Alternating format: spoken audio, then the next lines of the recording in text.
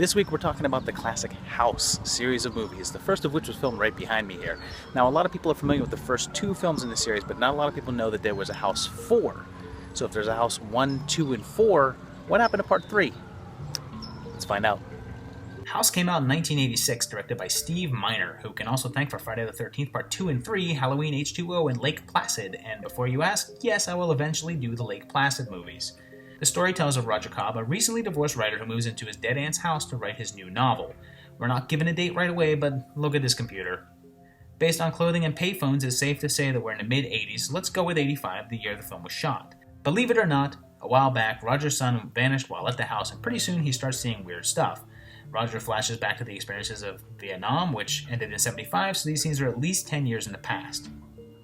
A monster attacks from the closet, Norm shows up. Roger's ex turns into my ex somehow. After more flashbacks and shenanigans, he finds his son, and we find out that the ghost in the house is actually that of Ben, one of Roger's old army buddies who he inadvertently left behind. Oh, and his bull from Night Court. After a showdown, Roger discovers that Ben can only hurt him if he fears him, and then Roger blows him up and reunites with his wife. Since House was a huge success at the box office in 1987, we get House 2, The Second Story. Although it's a sequel, it's an entirely new cast of characters and a totally new house. It now looks a hell of a lot like the one that's right behind me instead. We start with a flashback to what's most likely the early 60s, judging from clothing in this car, and a baby is sent away while his parents are killed by a cowboy that sounds like Dr. Claw from Inspector Gadget. We then cut to 25 years later, going with the early 60s date for the intro that brings us right into the mid-80s, so we're in real time here. Jesse inherits the old house and brings along his girlfriend, who is sadly not telekinetic. His friends show up, and Fright Night's Billy Cole is here in a much less creepy role. In the tomb of his great-great-grandfather, they find a legendary crystal skull. No. Okay, well, if anyone even goes near a fridge, I'm out of here. I'm not doing that again. I'm not. Anyway, Royal Dano shows up, and they tell him that it's October 1986, giving us a firm date on this one. Then, holy crap, baby Milmar shows up. Turns out that the skull opens a gateway to other worlds, and then Kane Hodder makes a cameo, since almost every timeline I do has to have Kane Hodder in it somewhere. Shenanigans ensue involving dinosaurs, a baby pterodactyl, and this cute dog/centipede thing. Then there's Aztecs, Cliff Clavin as a repairman adventurer, and then an evil cowboy shows up and kills Gramps. Jesse gets to drop on him and blows his head off, and then escapes with all his new friends into the Old West to live happily ever after. It may be a silly movie, but it has a crystal skull, and no aliens, so... points. Okay, things get a little weird here, because if you look up House 3, you won't find anything. You see, it was filmed as the third part and was released as such overseas, and yet in America, House 3 was retitled The Horror Show, since, like the previous film, this one doesn't have any connections to what's gone on before. We get a new house, one a lot less ominous looking, and for the first time we don't have a story about someone inheriting and moving into a new house. Lance Henriksen takes on Brian James as serial killer Max Jenke, who occasionally shows up in Lance's dream in a wig before he is executed for his crimes. Before you can say Horace Pinker, it all goes wrong, and soon he's sparking back to life and possessing Lance's house.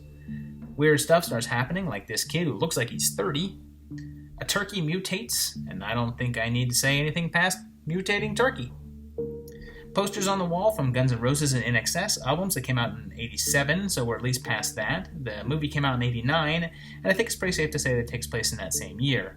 An assortment of crazy ensues, the man-boy gets killed, the daughter gets impregnated, it becomes a remake of Videodrome, and then they electrocute Jenke and then shoot him a whole bunch, and the kids are magically resurrected. 3 years later, 1992 brought us an interesting conundrum. House 4 was released, even though House 3 was released as The Horror Show. So to the average American fan, House 3 doesn't really exist. Anyway, we get a new big spooky house, and we're reintroduced to Roger Cobb.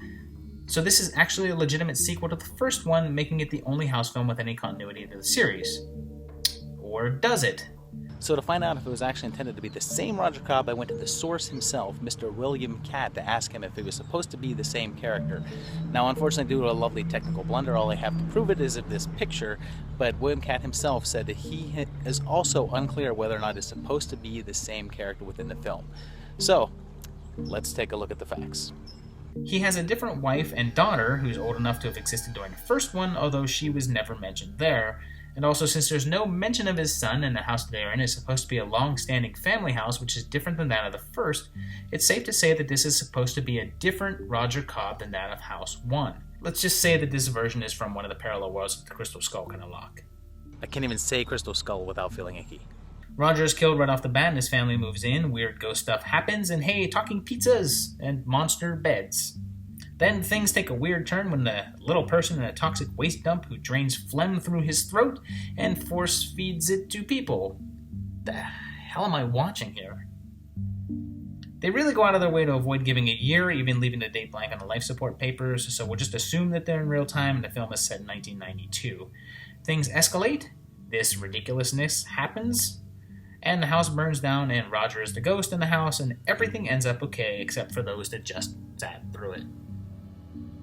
So there you have it, 4 movies with really no sense of continuity whatsoever. I guess the 4th one you can kind of consider to be tied to the first one if you want. I do like to go with the theory that it is an alternate reality Roger Cobb. That's just me though. Please, if you like the video, let me know. Like it, subscribe, share it on whatever social medias that you enjoy, and then let me know what other franchises you want to see, and we'll see you in a couple of weeks for another great video. And thanks, House. See you next time. Bye-bye.